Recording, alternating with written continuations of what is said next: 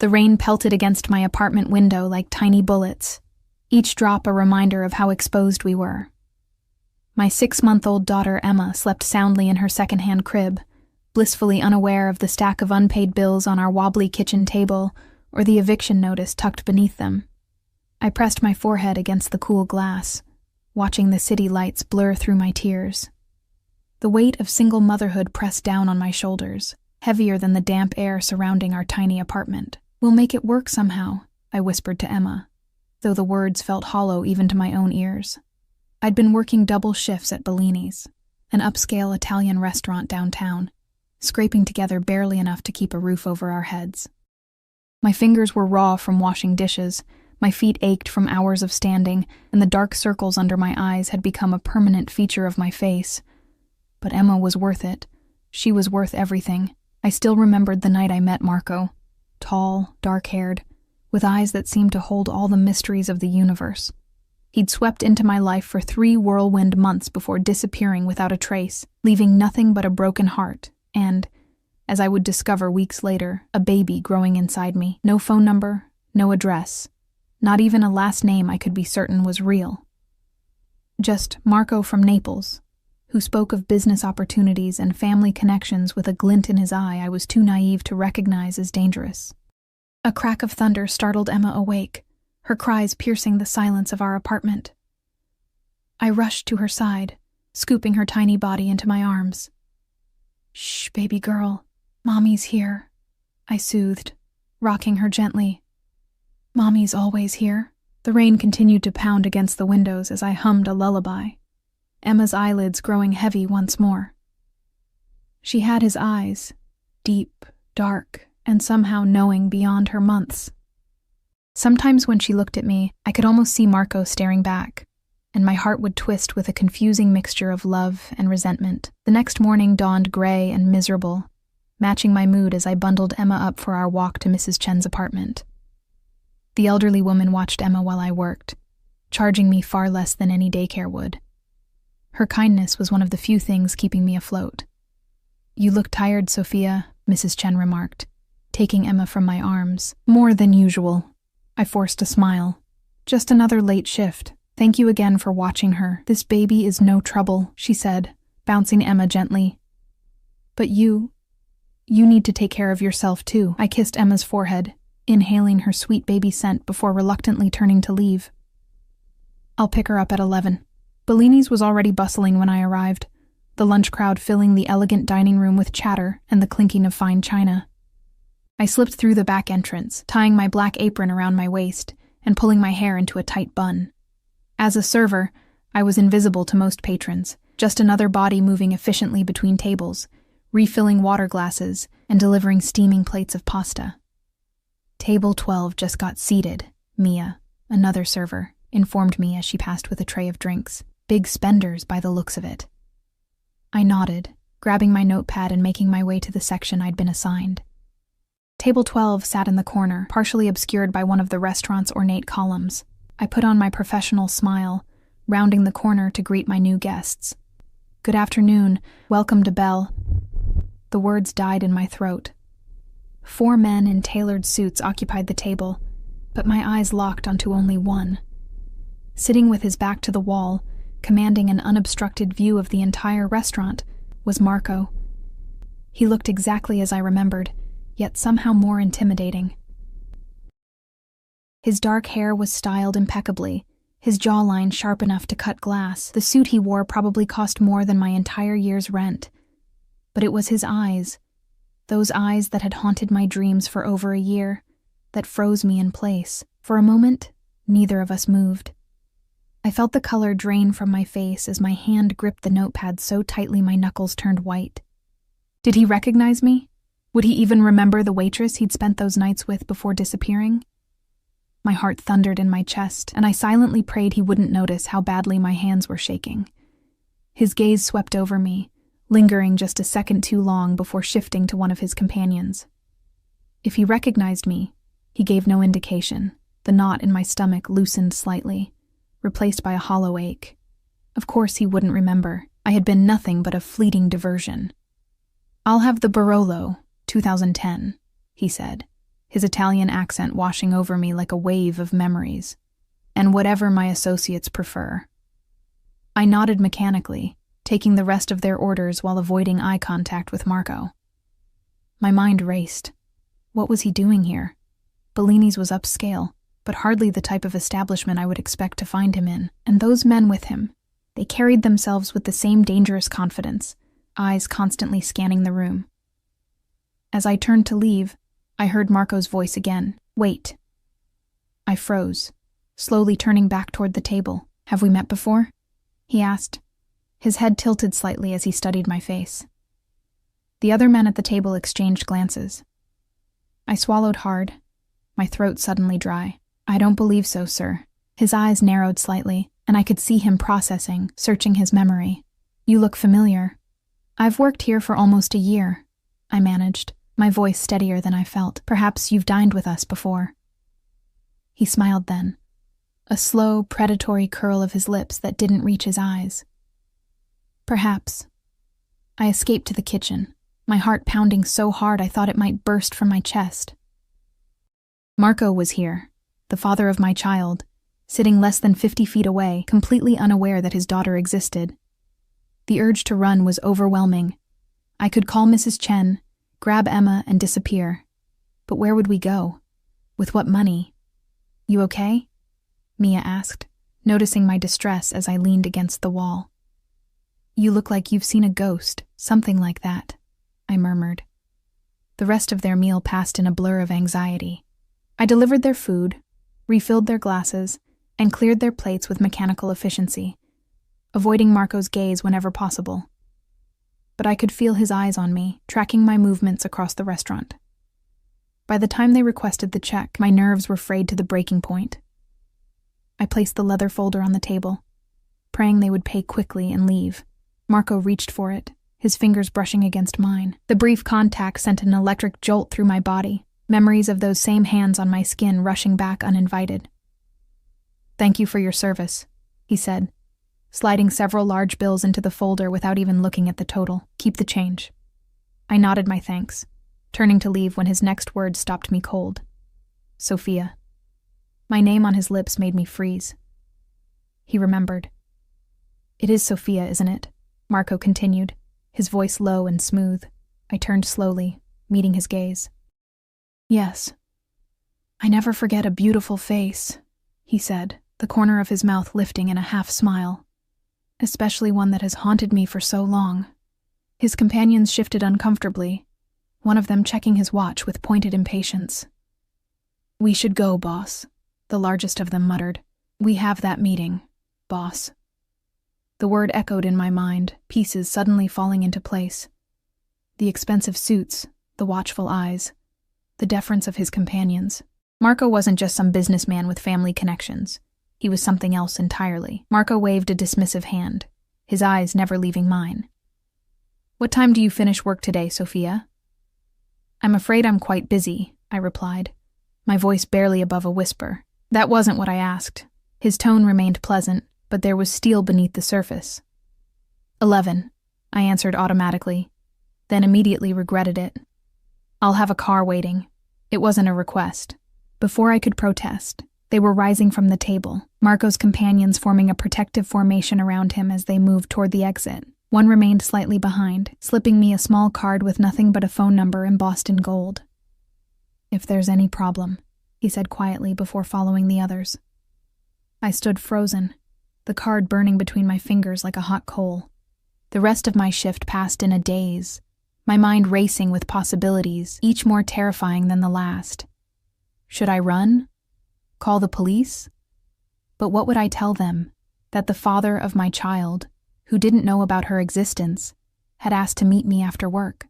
By the time 11 o'clock arrived, I'd made my decision. I would face Marco, tell him I wanted nothing from him, and make it clear that my life, our lives, were better without his interference. I changed out of my uniform in the employee bathroom, the fancy blouse and skirt I'd worn to work suddenly seeming hopelessly inadequate. As promised, a sleek black car idled outside the restaurant's service entrance.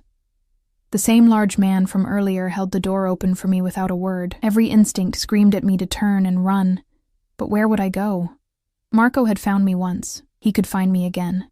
Better to face this now, on my terms.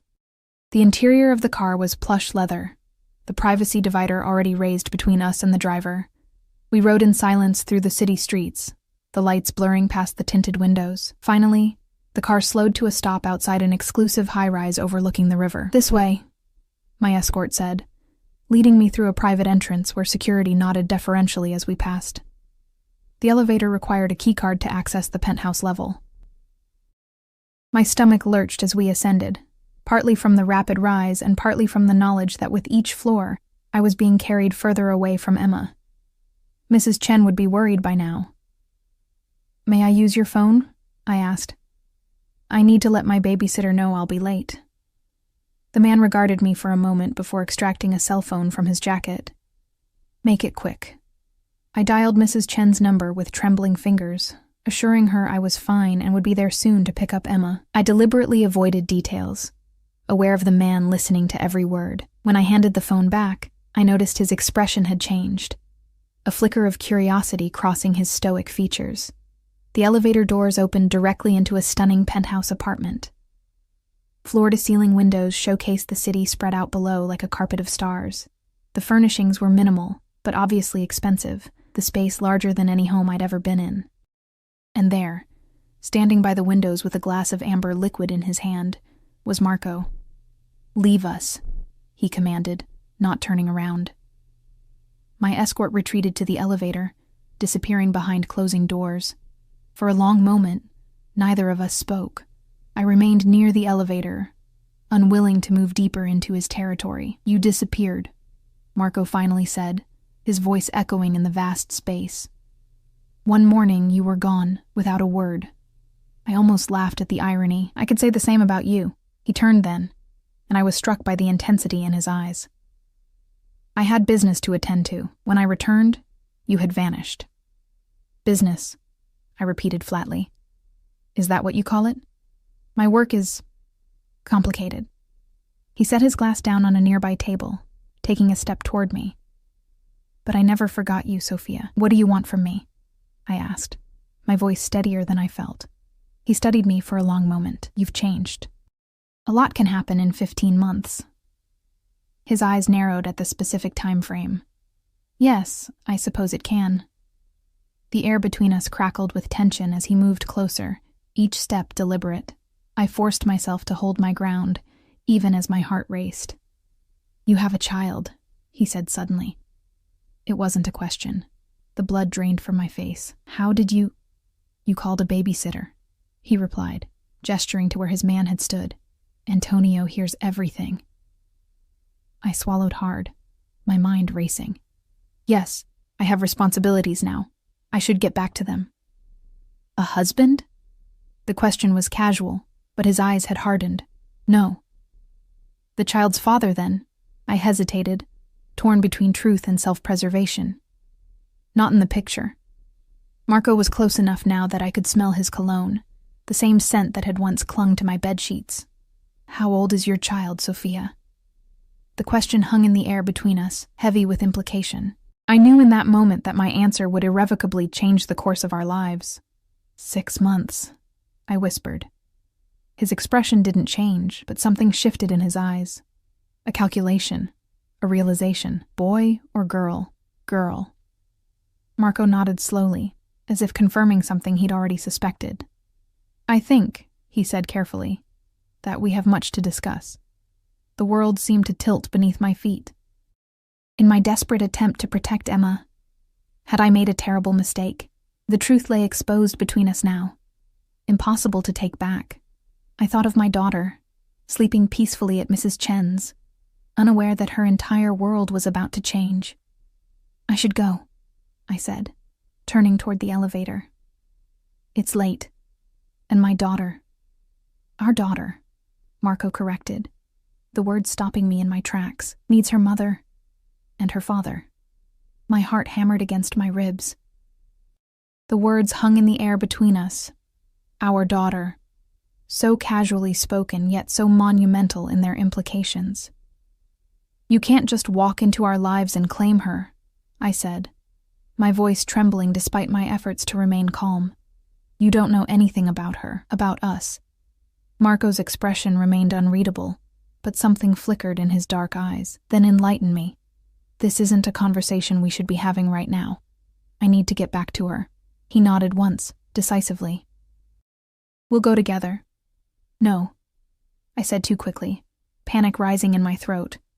The thought of Marco seeing Emma, of him entering our small, shabby apartment, sent waves of anxiety through me. "That's not necessary. It wasn't a suggestion." His voice was soft, but left no room for argument. He pulled out his phone, tapping the screen once. "Antonio will drive us. Marco, please." I hated the pleading note in my voice. "This is all happening too fast." He paused, studying me for a long moment. 15 months, Sophia. I've missed 15 months of my daughter's life already. I won't miss another minute."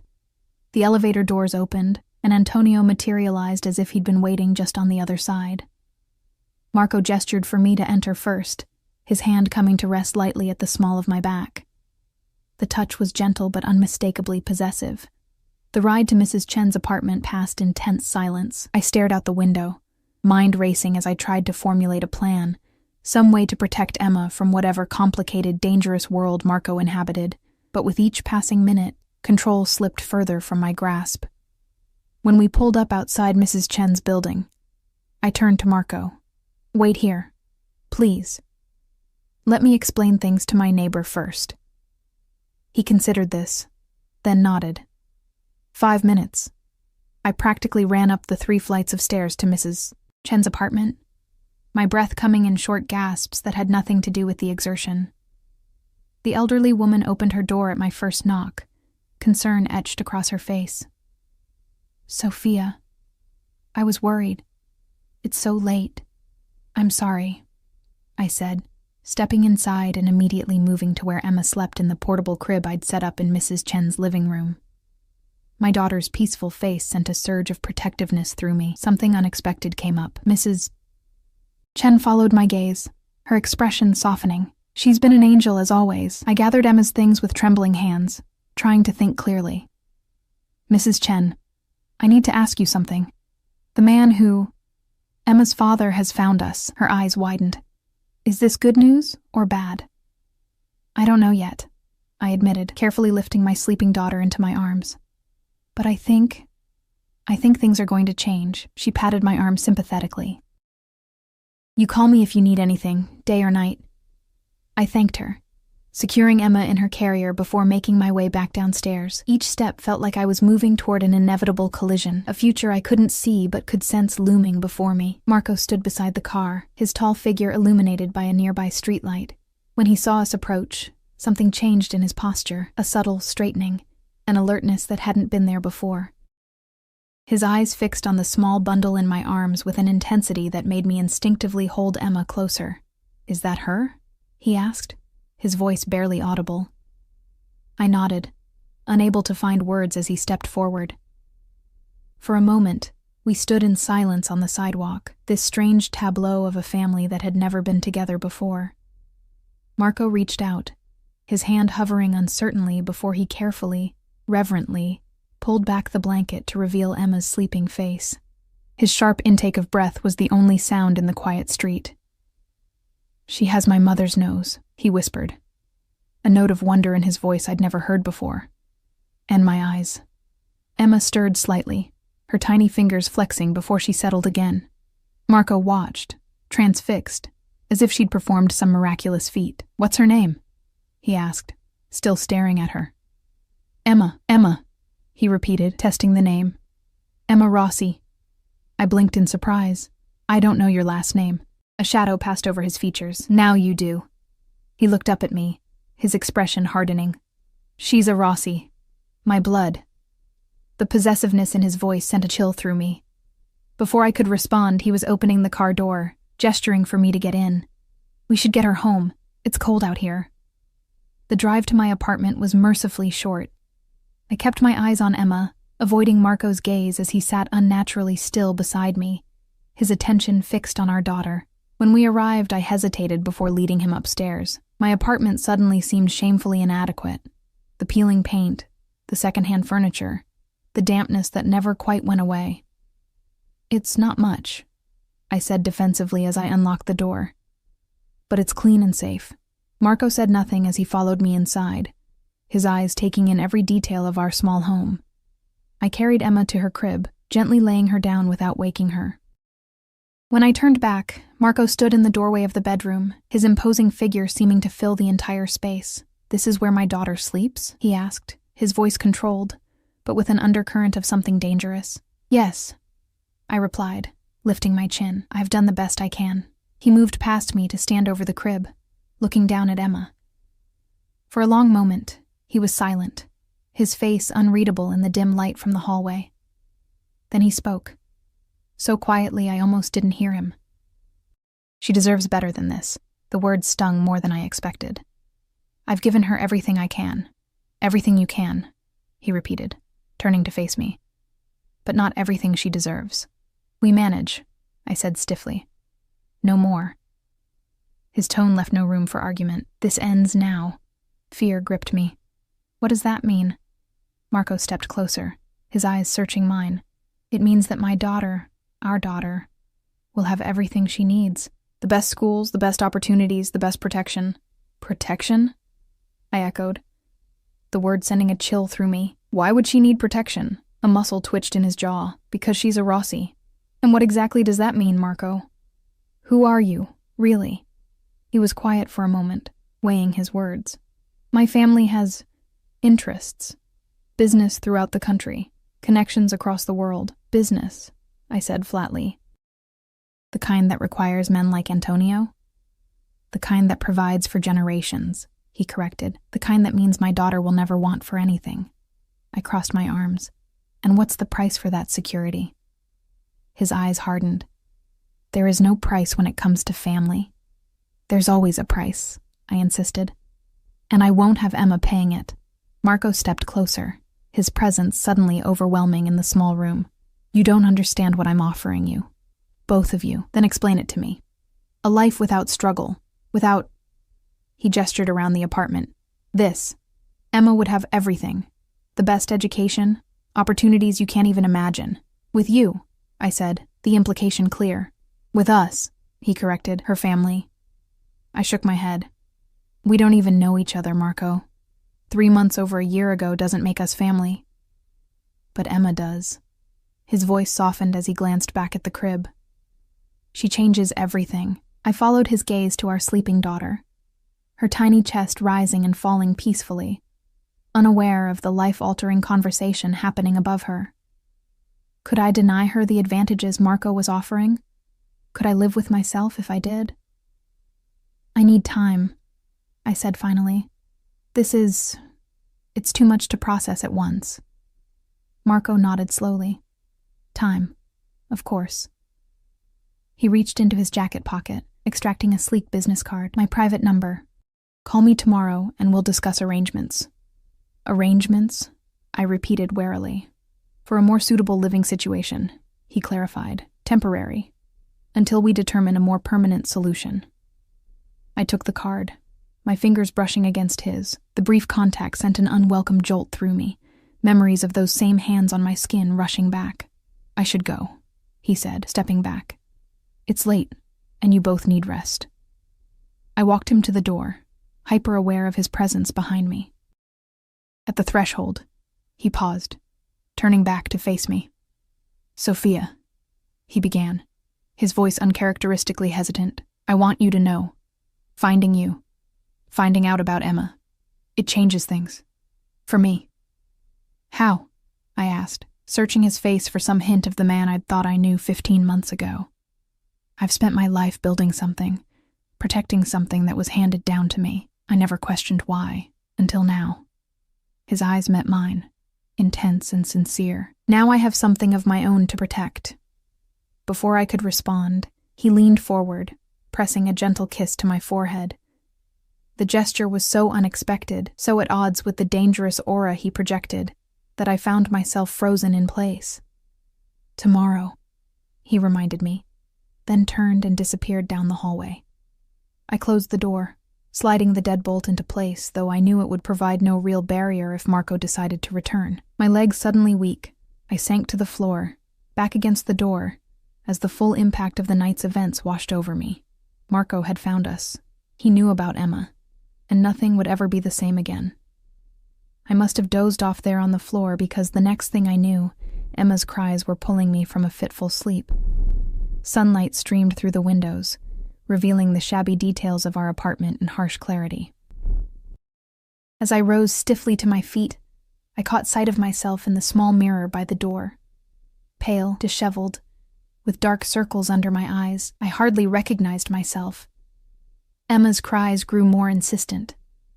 I moved to the crib, lifting her into my arms and breathing in her sweet baby scent. "Good morning, little one," I murmured, trying to inject normalcy into my voice. "Did you sleep well?" As I prepared her bottle, my mind replayed the events of the previous night. Marco's face when he first saw Emma. The way he'd called her my blood, the promises of a better life that sounded suspiciously like golden handcuffs. My phone buzzed on the counter, a text from an unknown number. "I've taken the liberty of arranging a few things. Antonio will be downstairs at noon. M." I stared at the message, a mixture of indignation and anxiety rising in my chest. The presumption of it, as if my agreement was a foregone conclusion. I glanced around our tiny apartment, seeing it suddenly through Marco's eyes. The water stain spreading across the ceiling, the threadbare carpet, the second-hand furniture I'd scrounged from thrift stores. Was this really the best I could provide for Emma? My daughter gurgled happily in my arms, oblivious to the turmoil around her. I pressed my lips to her forehead, breathing in her scent. "What are we going to do, sweet girl?" The morning passed in a haze of routine, feeding Emma, bathing her, playing with her on the worn rug, while my mind raced with possibilities. I could run, take Emma and disappear. But with what money? And how far would we get before Marco found us? The man clearly had resources I couldn't begin to fathom. At 11:30, I packed a diaper bag with trembling hands. Whatever Marco had arranged, I needed to be prepared. Extra diapers, wipes, formula, a change of clothes for Emma, her favorite stuffed rabbit. I dressed her in her nicest outfit, a pale yellow dress with tiny embroidered flowers that Mrs. Chen had given us. As for myself, I put on the only dress I owned that wasn't part of my waitress uniform, a simple blue wrap dress that had seen better days. At precisely noon, my phone buzzed again. "We're downstairs. M." Taking a deep breath, I settled Emma in her carrier and slung the diaper bag over my shoulder. Each step down the stairs felt like I was moving towards something inevitable, a current too strong to resist pulling us into Marco's orbit.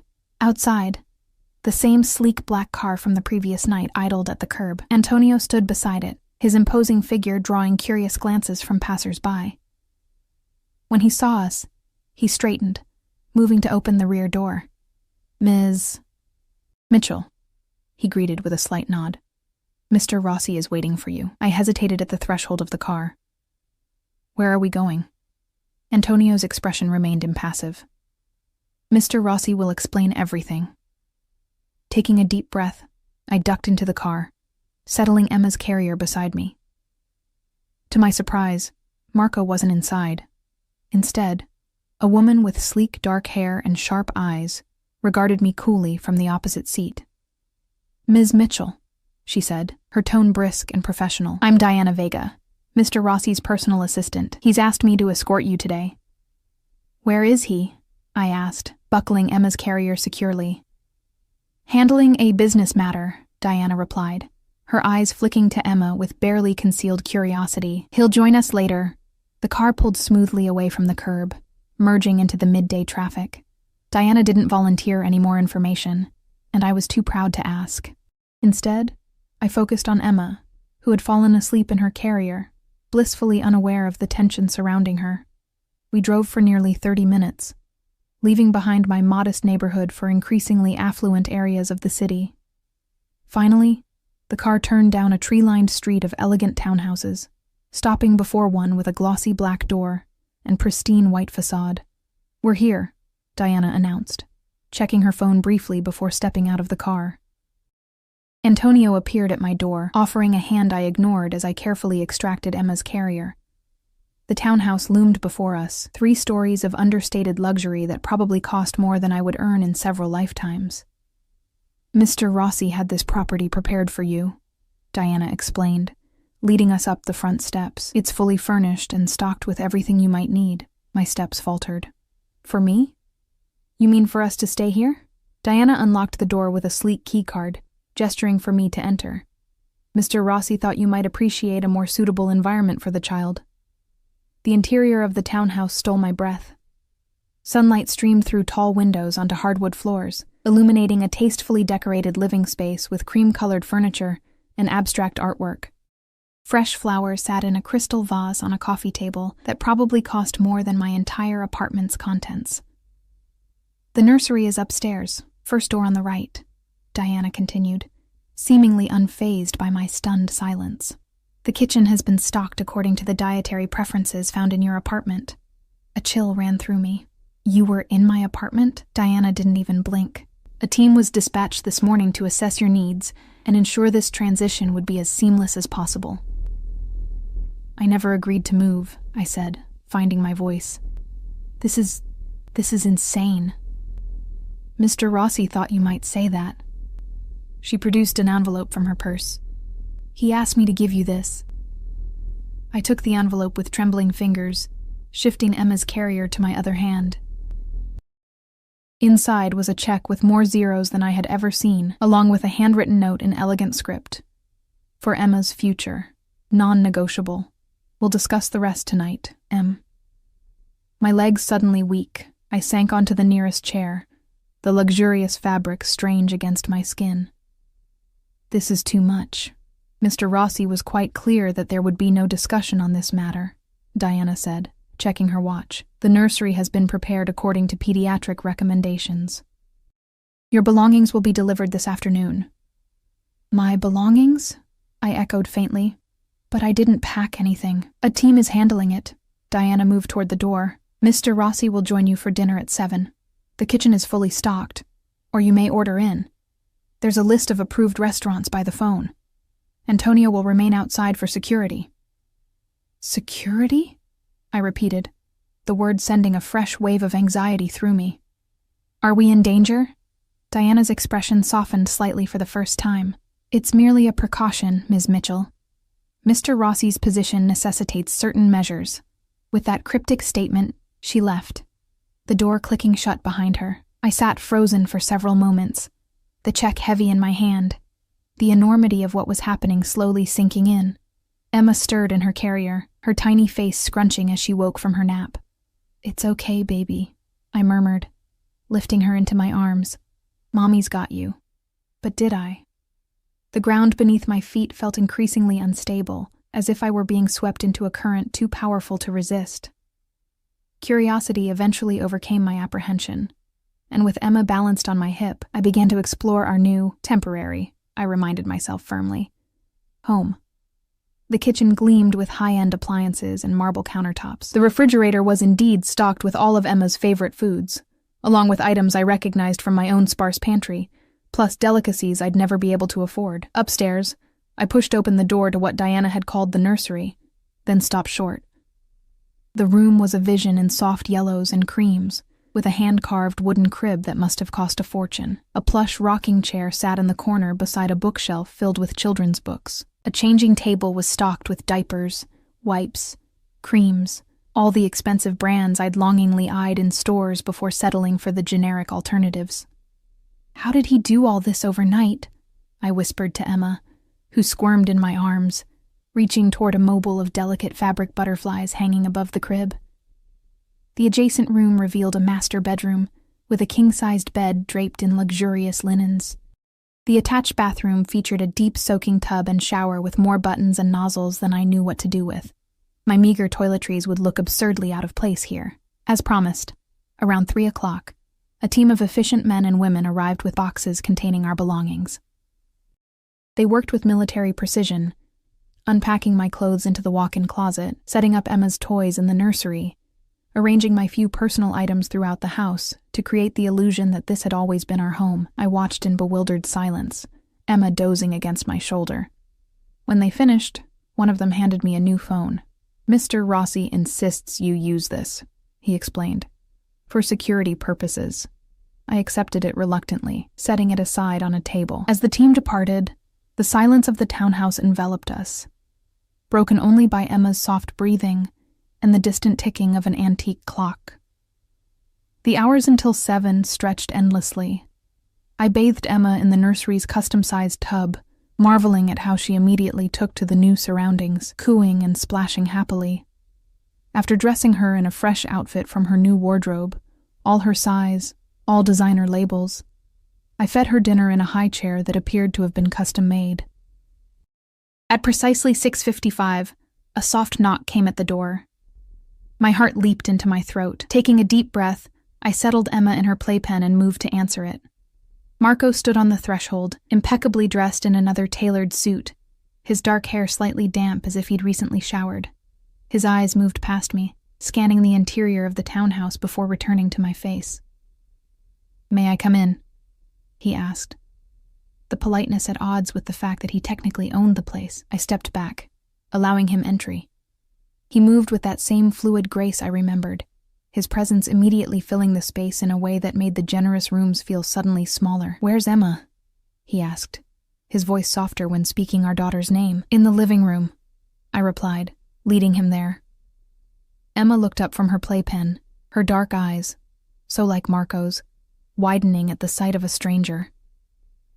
For a moment I feared she might cry, but instead she offered a gummy smile, reaching up with chubby arms. Marco froze, visibly affected by this simple gesture of acceptance. He looked to me, uncertainty flashing across his features.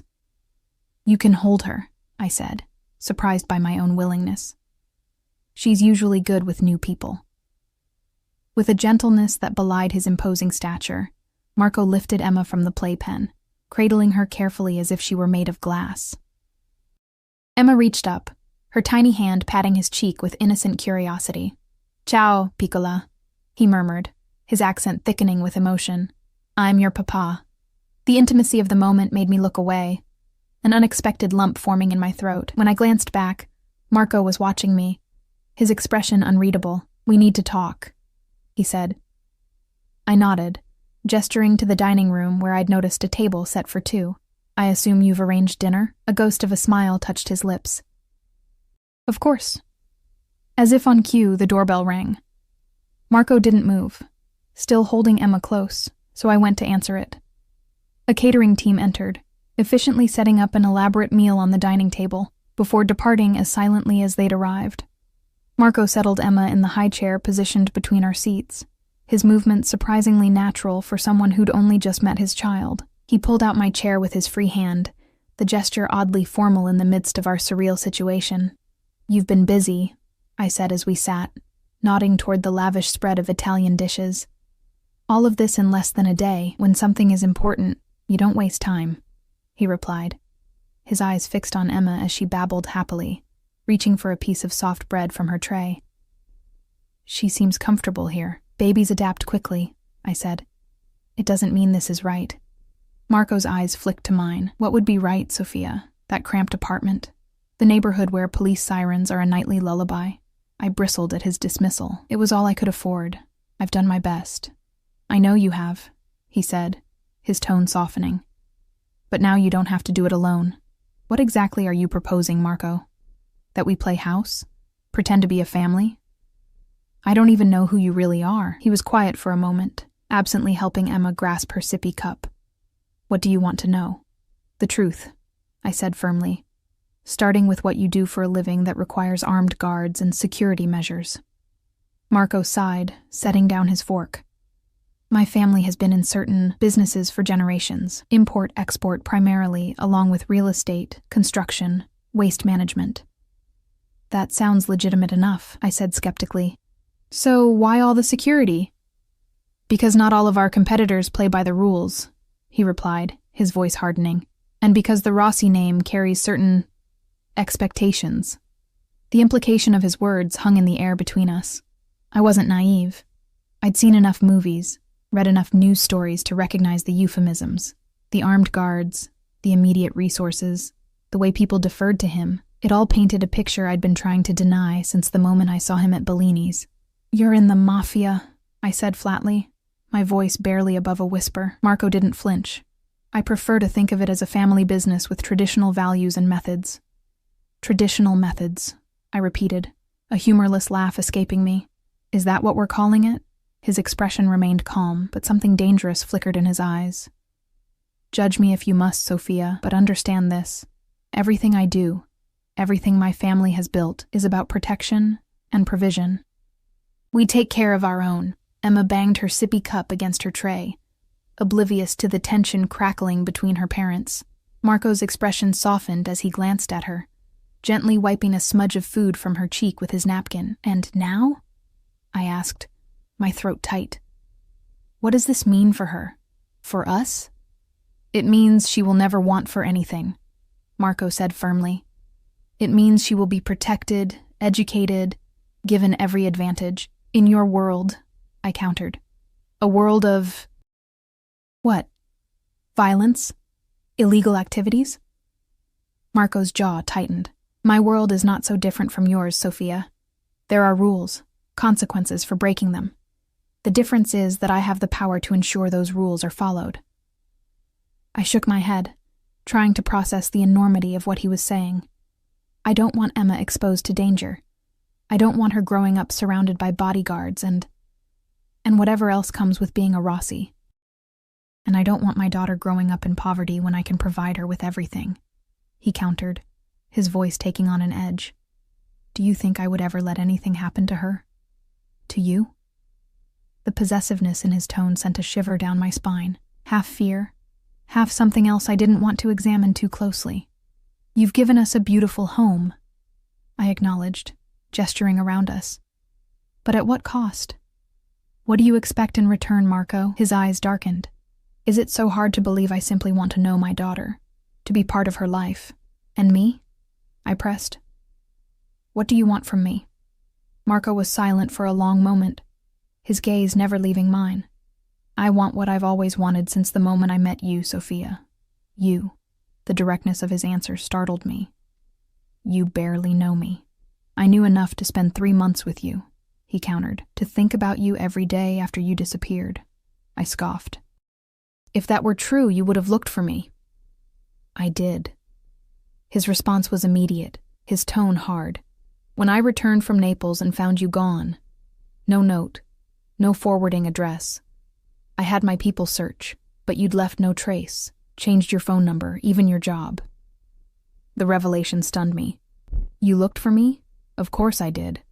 A muscle twitched in his jaw. "Do you think I make a habit of becoming involved with women, then simply forgetting them?" "I don't know what to think," I admitted. "You never told me who you really were, what your business entailed." "Would you have stayed if you knew?" he challenged. The question gave me pause. Would I have? The Marco I'd known had been charming, attentive, mysterious in a way that had been exciting rather than alarming, but if I'd known the truth, I don't know. I answered honestly. Emma began to fuss, her little face scrunching up in the way that meant she was getting tired. Without thinking, I rose to take her from the high chair, but Marco was faster, lifting her with a gentleness that continued to surprise me. "May I?"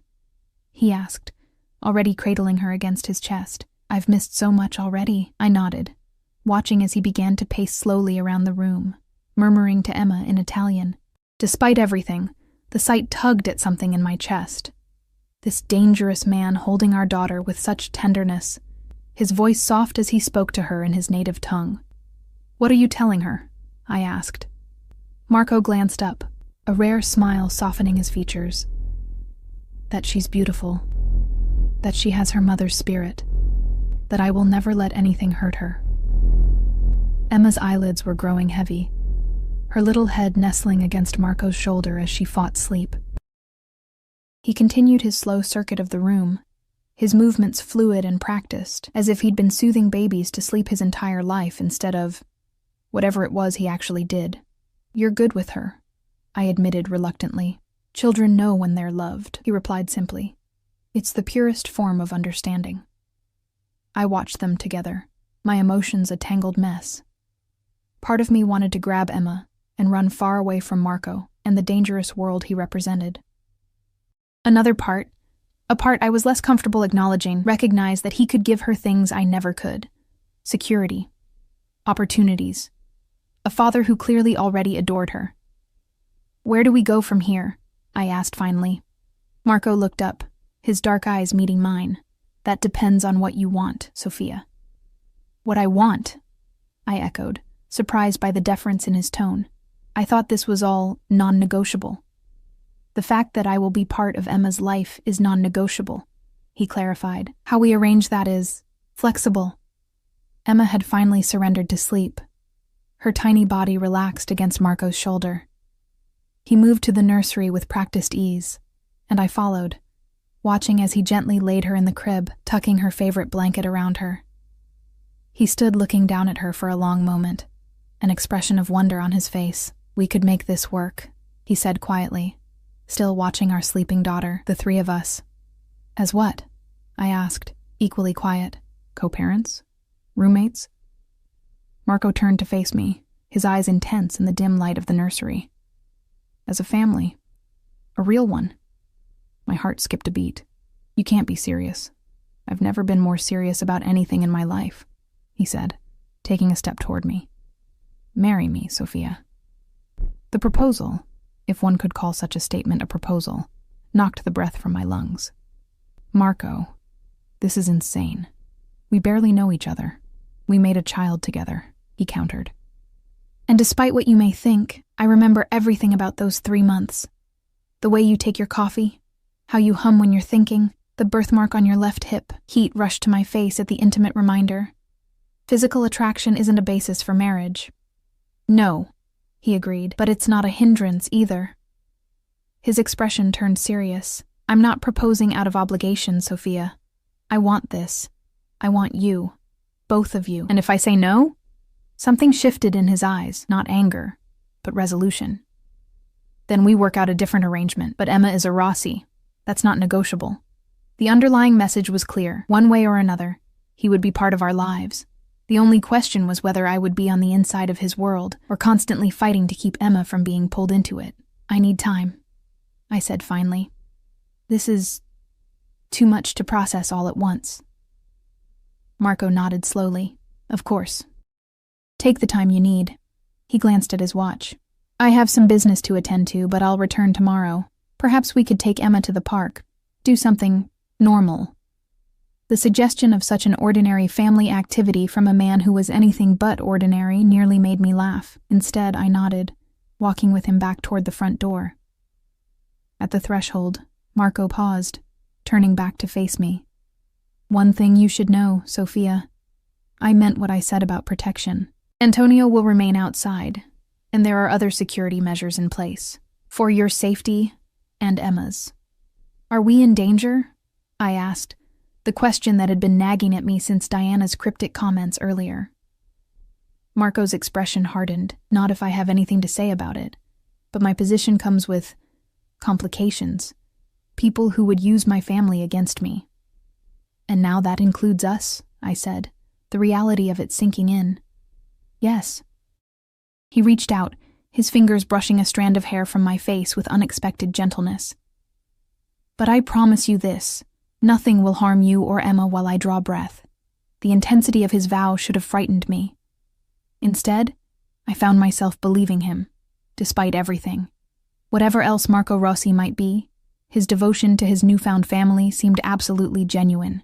After he left, I walked through the townhouse in a daze, taking in the luxury that now surrounded us, the soft carpet beneath my feet, the expensive furniture, the state-of-the-art kitchen. All of it represented a life I'd never imagined for myself. A life Emma could have if I accepted Marco's proposition. But at what cost? I checked on Emma one last time before retiring to the master bedroom. She slept peacefully, her tiny chest rising and falling, her dark lashes resting against her cheeks. She looked so innocent, so untouched by the complications that now surrounded her very existence. "What should we do, little one?" I whispered, though I knew she couldn't answer. What's the right choice here? Sleep eluded me that night despite the impossibly comfortable bed. I tossed and turned, my mind racing with possibilities, fears and memories of the time Marco and I had shared before. Memories that seemed to belong to a different life entirely. Morning came too quickly, sunlight streaming through curtains I hadn't closed properly. I checked the baby monitor. Emma was still sleeping, exhausted from the previous day's excitement. Taking advantage of the rare quiet moment, I slipped downstairs to make coffee. The kitchen, with its gleaming countertops and professional-grade appliances, still felt like a movie set rather than a place I belonged. I located the coffee maker, far more complicated than necessary, and managed to brew a cup, carrying it to the window that overlooked a small, perfectly manicured garden. The peaceful scene was marred only by the presence of Antonio, standing vigilant by the gate. Security, Marco had called it. Protection, but it felt more like a gilded cage. My phone, the new one Marco had provided, chimed with a message. Expecting Marco, I was surprised to see Mia's name instead. "Where are you? Missed your shift yesterday and today. Manager is pissed. Everything okay?" Reality crashed back like a cold wave. In the whirlwind of the past 2 days, I'd completely forgotten about my job at Bellini's. The job that, meager as it was, had kept a roof over our heads and food on the table. I started to type a response, then stopped. What could I say? That I'd suddenly moved into a luxury townhouse courtesy of the Mafia boss who'd fathered my child. That my entire life had been upended in the space of 48 hours. Before I could decide, another message appeared on the screen. This one from Marco. "Good morning. Car will arrive at 10 to take us to the park, weather permitting. Is that agreeable?"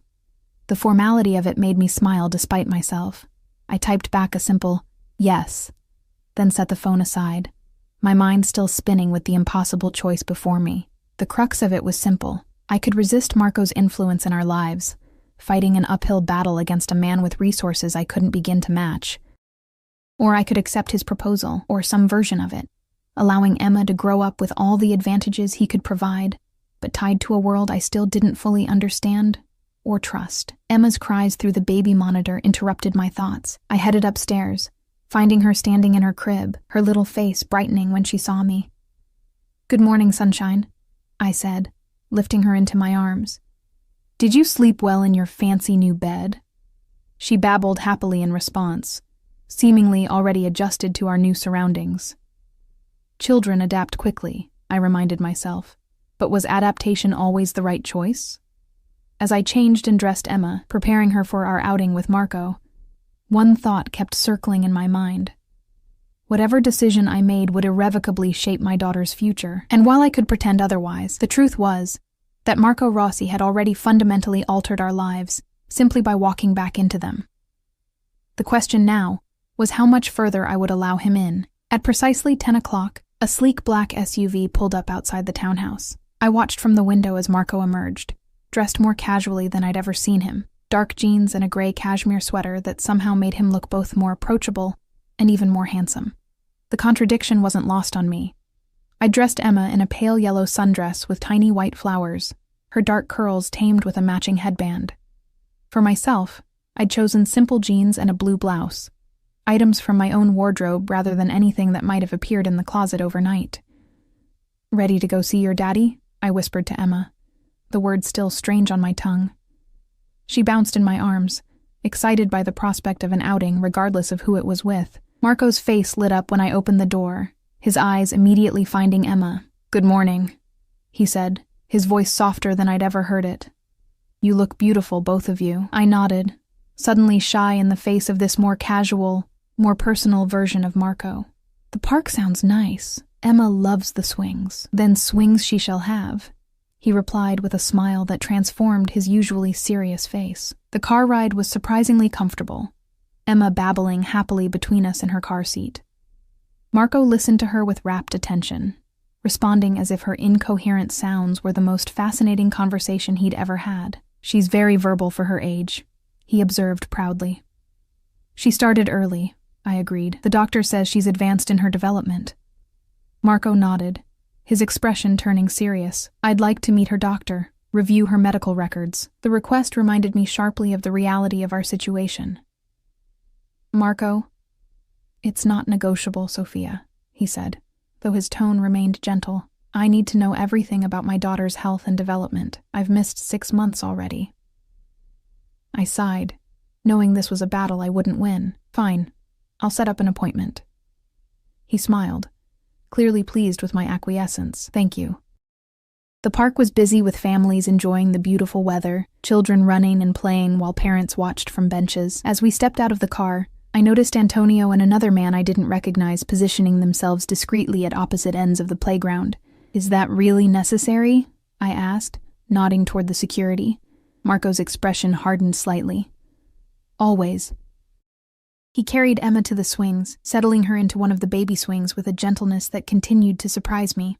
She squealed with delight as he pushed her, her little legs kicking excitedly. She loves it, he said, his face alight with wonder at this simple discovery about his daughter. I watched them together, my heart constricting with emotions I couldn't fully name. Marco Rossi, the intimidating figure who commanded respect with just a look, was completely captivated by this tiny being we had created. There was something disarming about seeing this side of him, the father, rather than the feared boss. We spent over an hour at the park, Marco insistent on trying every baby-appropriate piece of equipment with Emma. She responded to his attention with uninhibited joy, clearly enchanted by this new person who looked at her as if she were the center of the universe. She likes you, I observed as we sat on a bench, Emma dozing against Marco's chest after all the excitement. Of course she does, he replied with unexpected humor. She's a Rossi. Family is everything to us. I studied his face as he gazed down at our sleeping daughter. Is that why you want to marry me? Because of family? Marco's eyes lifted to mine, their darkness intense even in the bright sunlight. I want to marry you because the thought of not having both of you in my life is unacceptable. That's not exactly romantic, I pointed out. A small smile played at the corner of his mouth. Would you prefer romance, Sophia? Flowers? Candlelight? I can arrange those things if that's what you want. I want honesty, I replied. Whatever else happens between us, I need that. Marco nodded slowly. Fair enough. He shifted Emma gently in his arms. The truth is, I have thought about you every day since you disappeared. I told myself it was anger that kept you in my thoughts, anger that you'd left without a word. But when I saw you at Bellini's, he paused, seeming to search for the right words. It was like finding something I didn't even know I'd lost. The raw honesty in his voice caught me off guard. Marco. And then to discover Emma, he continued, looking down at our sleeping daughter, to learn that while I was searching for you, you were bringing my child into the world, alone. His jaw tightened. I should have been there. You couldn't have known, I said softly. I should have looked harder, he insisted. My resources, there's no excuse for not finding you sooner. The intensity of his self-recrimination surprised me. We can't change the past. No, he agreed, meeting my eyes again. But we can shape the future, our future, together. I looked away, overwhelmed by the certainty in his gaze. It's not that simple. It can be, he countered. Say yes, Sophia. Let me take care of you both, protect you, give you the life you deserve. And if I say no? I asked, the question that had been haunting me. Marco was quiet for a long moment, his hand gently stroking Emma's back as she slept. Then we find an arrangement that works. Shared custody, perhaps. You would still have the townhouse, financial support, security, whatever you need. But, his eyes met mine unflinching, but I will be part of Emma's life. That's non-negotiable. I nodded, having expected as much. And us? What happens to whatever this is between us? Marco reached out, his free hand covering mine on the bench between us. That would be up to you, Sophia. I've made my feelings clear. The rest would be your choice. The warmth of his hand on mine sent an unwelcome flutter through my chest. Despite everything, the danger he represented, the complications he brought into our lives, I couldn't deny the attraction that still simmered between us, as potent now as it had been 15 months ago. Emma stirred against Marco's chest, her little face scrunching as she woke from her nap. The moment between us broken, I reached for her, settling her in my lap as she blinked sleepily at the world around her. We should get her home, I said. She'll be hungry soon. Marco nodded, standing and offering his hand to help me up. The simple gesture felt oddly formal after the intimacy of our conversation, but I accepted it, balancing Emma on my hip as we walked back toward the car. The rest of the day passed in a strange domestic blur, feeding Emma, playing with her, watching as Marco absorbed every detail of her routine with an almost obsessive attention. He insisted on giving her a bath, his sleeves rolled up as he carefully supported her in the water, his face alight with wonder at her delighted splashing. "I've negotiated million-dollar deals with less tension than this," he commented as he struggled to dress a wiggling Emma in her pajamas. I laughed despite myself. Welcome to parenthood. By the time we'd settled Emma for the night, a comfortable exhaustion had settled over me. The past few days had been an emotional whirlwind, and the weight of the decisions before me pressed heavily on my mind. "Stay," Marco said softly, as we stood in the hallway outside the nursery. "Have dinner with me. Talk." I hesitated, then nodded. All right. Unlike the previous night's elaborate catered meal, Marco led me to the kitchen, rolling up his sleeves again. "I'll cook," he announced. "It's been too long since I made a proper meal." "You cook?" I asked, unable to hide my surprise. He shot me an amused glance. "My mother insisted all her children learn. She said a man who can't feed himself is no man at all." I perched on a stool at the kitchen island, watching as Marco moved with surprising efficiency around the space, gathering ingredients from the fully stocked refrigerator and pantry. "Tell me about your family," I said, realizing how little I actually knew about this man who wanted to become my husband. Marco's hands paused briefly in their work. "My father was Giancarlo Rossi. He built our family's business from nothing after we came to America. My mother, Elena, was his strength, the heart of our family." A shadow crossed his face. "They're both gone now."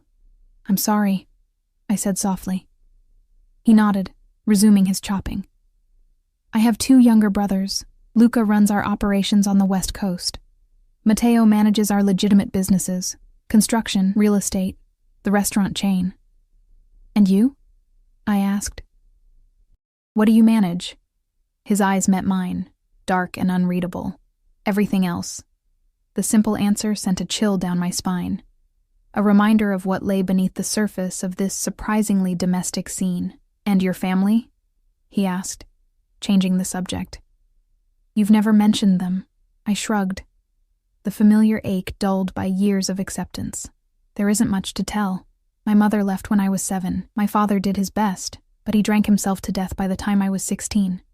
After that, I was on my own." Marco's expression hardened.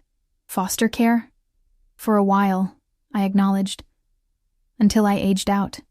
He was silent for a moment, his knife stilling on the cutting board. "No wonder you're so fiercely independent," he said finally. "You've never had anyone to rely on but yourself." The simple observation, delivered without pity, struck a chord within me. "I've managed." "You have," he agreed, his eyes meeting mine across the counter. "But you don't have to anymore, Sophia. That's what I'm trying to tell you." The meal he prepared was delicious.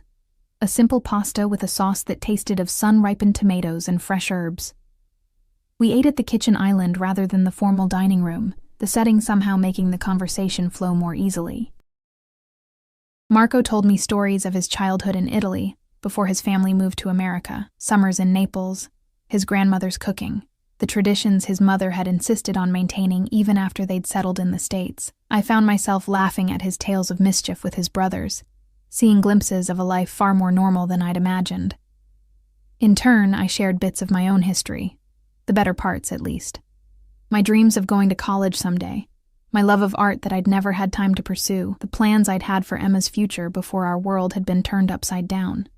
"You can still have those things," Marco said, reaching across the table to take my hand. "College, art, whatever you want. I can make it happen." The ease with which he offered to fulfill dreams I'd long set aside was both tempting and unsettling. "Just like that?" "Just like that," he confirmed, his thumb tracing circles on my palm. "Say the word, and it's yours." I withdrew my hand slowly. "And what's the price for these dreams, Marco?" His expression sobered.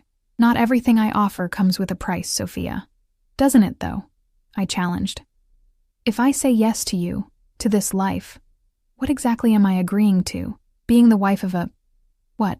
A mafia boss. What does that even mean? Marco was quiet for a long moment. It means being the most protected woman in the city. It means never wanting for anything.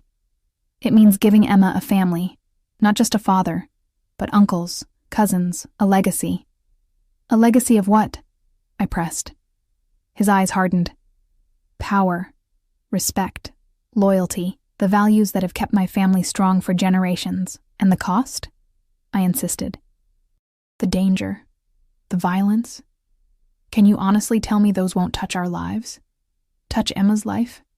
I can promise you this, Marco said, his voice low and intense.